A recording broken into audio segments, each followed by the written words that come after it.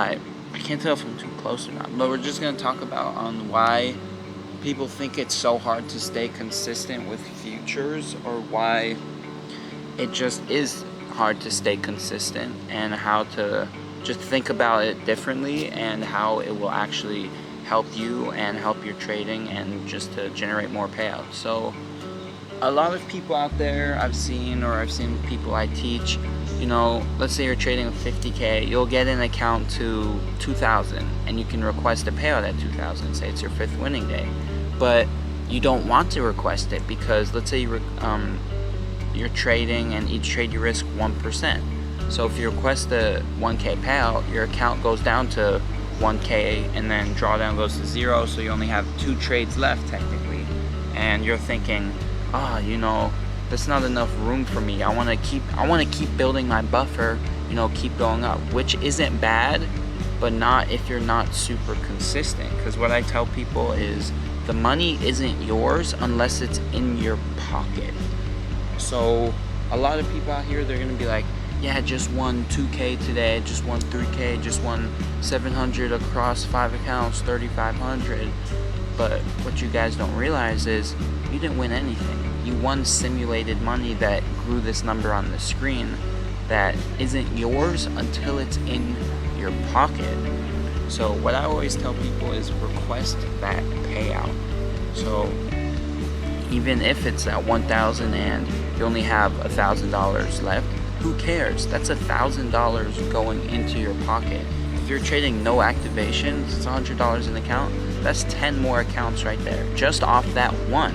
So investing that 100 and returning 1,000, that's more than you started with. Don't try and build. Let's say you're trying to build another buffer, and that's another 5, and you do another 5 winning days, and you get to 4,000 or 5,000. That's another payout you could have requested. More money in your pocket. The name of the game is ROI, return of investment. You put money in, you take more money out. It doesn't matter how much, as long as it's more. You put 100 in, you take 500 out, that's 5x your money right there. You're getting everything back. So the big thing on why people think it's so hard to be consistent is because let's say they request that $1,000 payout, you got 2 trades left and you blow the account. Who cares? You rinse and repeat. You don't want to stay on an XFA for fucking 5 months. You want to keep going, rinse and repeat, in and out, in and out. And that's what gets people messed up and thinking it's so hard, because they request one payout and lose the account and they think it's over. But it's not the end of the world. You buy another account, let's say you pass it in 2 days, 5 winning days, that's 7 days after your payout when you could get another one. And let's say it's another 1,000, that's 10x your money right there. It's in and out, in and out. I always say request on that 5th day, no matter what. If it's $500, $200, it doesn't matter. That's more money than you came in with. And worst case, you just do it again and again and again. Don't go for fucking 12 winning days to try and build that buffer. In and out, because you never know what's gonna go on with the firm. You could get banned out of nowhere, and just get your money in and out. So it just, when people blow their accounts after their payouts and they go down a spiral of, oh my god, am I going to be able to do this again? No, I lost the account that I got a payout in. It's so easy to pass an account. It could be a new trader with futures and they could pass it in their first week. It's so easy. Don't over stress it. And it's so easy to get a payout as well. All it takes is 5 days. Now it's 150. So I always just go for 200 if I'm going for a winning day regardless. But look, let's say you pass an account on Friday. Your new account is on Monday. You trade it and you go, let's just go easy. You go for $200 a day. That's one mini. That's 10 points. 10 points for 200. You do that for 5 days, your account's gonna be at 1,000. That's $500 right there. That's a $500 payout right there from your 100 that you put in. That's 5x your money right there. And who can't get a $200 win? 20 points on NQ. Now let's say you do that again with 5 accounts. That's $2,500 every $200 5-day winning days. That's $10K a month. So people don't look at it like that. You don't need to get these big winning days. You don't need to go for 10K balance to get a 5K payout. I mean, now it's 2K. If you have 5 accounts copy trading and you go for $200 days, 5 days, I mean, that should be almost a 90% win rate. I don't see how you could lose like 4 or 5 times, but I mean, shit happens. But that's 10K a month. That's, granted, that's if you win all 20 days in a row, but like, let's say you push it to 25 to make up, that's 10K days off going 200 a day. But people don't realize that. So now let's say you're going 2 firms and you copy it. That's 10 accounts, that's 20K a month. 20K a month for going for $200 days. Now people might criticize me or look at this and like, you're a trash trader, you're just going for 200, why don't go? Fuck you. Fuck you. Now, you're probably not consistent because you're going for these big days. I mean, I don't personally do that 200-day strat, but if you need money, that's all you gotta do. 5 accounts, $200 days is 10K a month every 20 trading days.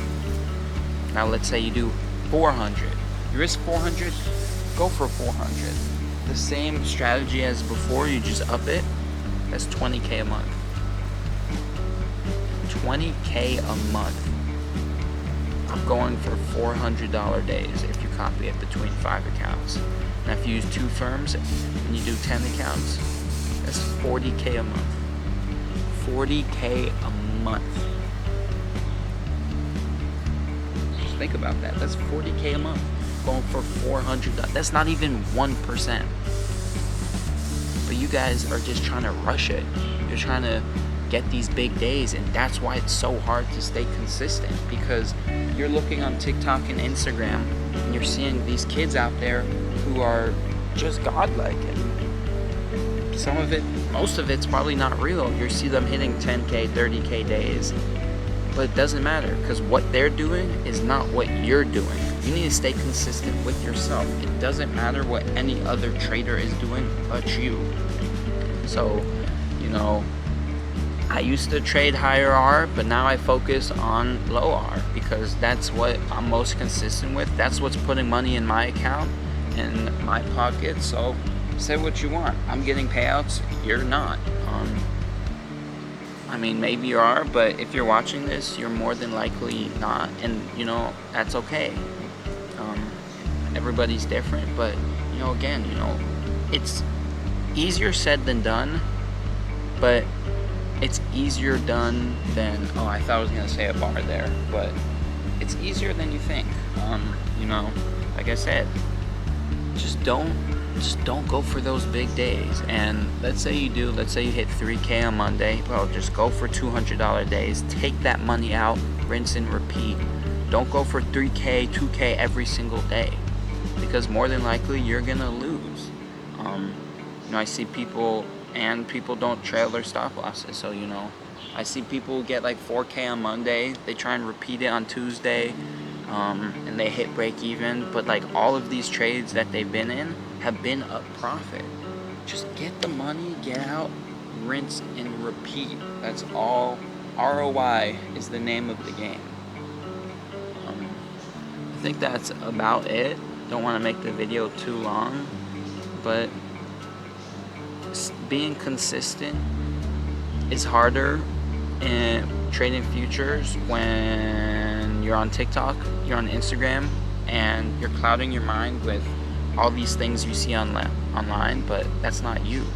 Trade who you are. Don't trade like someone. I mean, obviously you can trade someone else's strategy, but you don't have to do what everybody else is doing based off money-wise. You don't need max payouts to be a good trader.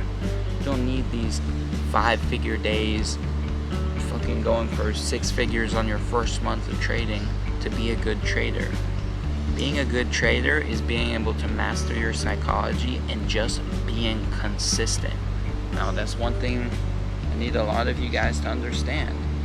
You don't need to make a lot of money to be a good trader. Trading is an unlimited, scalable skill. So even if you're making $200 a week, but those $200 weeks are 4 out of 5 wins a week, for real, it's 80% win rate. You can scale that to whatever you want, and that's just, people don't understand that. So just, yeah, I think I'll end it there.